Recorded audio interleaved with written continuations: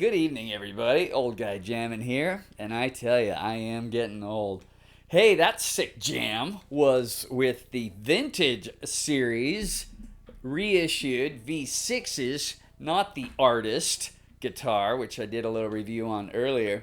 But I'm just in here hanging out, and after all that ripping, and there's an outro at the end with some more sweet tones, very David Gilmour-ish, perhaps. I don't know. But if you're looking to get into a Fender Strat, man, I gotta tell you, before you go buy a Fender, seriously look at this. Doesn't even have any string trees on it yet, but I've come up with something that's gonna be way cool.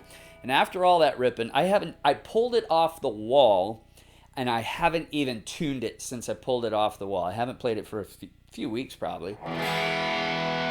And it's been sitting there. Honest to goodness, I didn't tune it. I just pulled it off the wall, played it, and after all that ripping,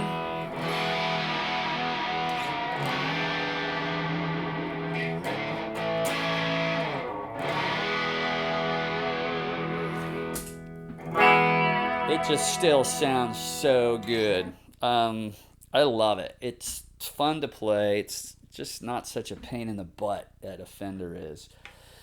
So, take my word for it. Anyway, what I'm here to talk to you about tonight. Oh, and highlight this. If you're into, if you want to get a spanky kind of proper 6v6 amp, like a Fender, I really recommend the Ibanez TSA 15.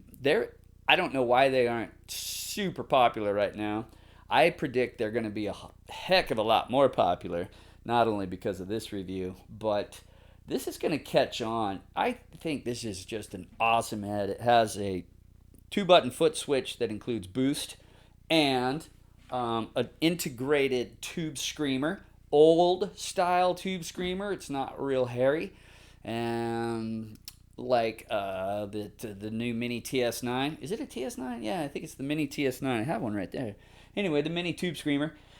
This is modeled after an earlier type tube screamer, so nice and mellow. Plenty of bass, plenty of treble, and a low power, high power switch, boost, like I said earlier. No reverb, but you got great reverb pedals anymore. Anyway, so what I want to talk about today is, again, going to the thrift store and getting yourself some pedal boards. You know what I've done in the past? I've done one from a chair. The black and white checkered one down here is from a chair I made one out of. And it was a ton of fun. But that's a repurposed chair.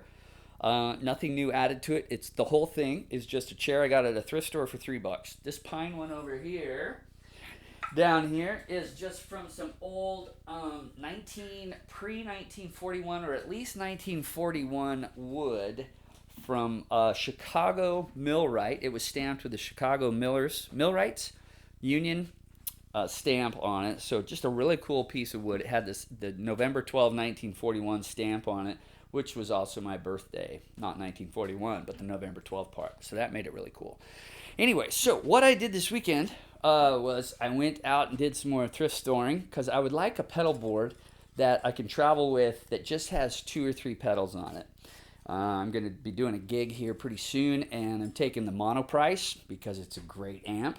I'm going to take that down. It's plenty loud to gig with. It's just a rockin' cool amp. Sounds so good with the right pedal. And it has a spring reverb, so you don't need a lot. Just a pedal, a boost pedal, and a delay is always good. So I went searching for something I could repurpose as a little pedal board, and I came up with this. Now, it was like $1.99, $2.99. I don't know what it was, but originally it was supposed to be like this. And where this bar is, there's 2 little pegs under there, and you would hang your keys from those pegs. I added this old piece of doweling so that it would sit flat on the floor. So it would sit on your wall. It has the little brass things on it still, where you would hang it on some nails. Just cute as can be. And then it had the pegs for your keys. So it's out like that. Hang your keys on it at night. Real pretty little thing. So I added this round piece so it would sit firmly. I added a little piece of trim on the front here just to give it some more dimensionality. And that's my cool little pedal board. It sits at the requisite 12.5 degrees. And if I have a pedal here, so we're back. I got you set up here so you can see it better. All right, I had this lying around. Added this, but there it is. It sits nice and firm everywhere. Very cool. I just love it. So antique-y. So homeware, so domesticated. The Vine of Life from Steve Vai. So I really had this specifically set up for this Atlantic pedal right there, and then a drive pedal, either the Tube Screamer, the Brownie, the CMAT Mods Brownie is an amazing pedal. I can't wait to show that to you.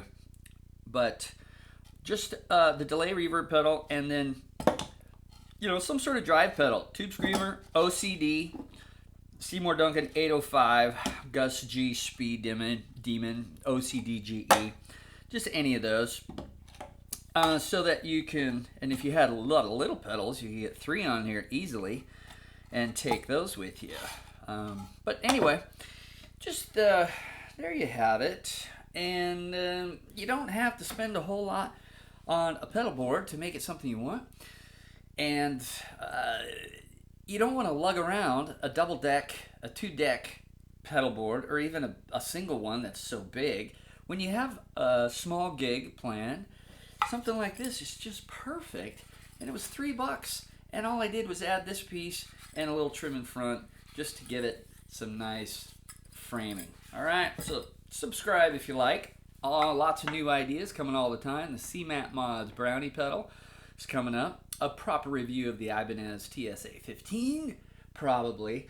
I'm losing bass response on my Marshall, so I think we'll probably be doing a power tube change in that. I'm losing some bass in the tone, and the volume seems to be not quite what it used to be. So I suspect the power tubes. And then you guys just all have a really ripping week. Can't think of anything else right now, but there's lots coming. So stay tuned for the some more tones going out. We'll see you later. Have a great week. Ciao.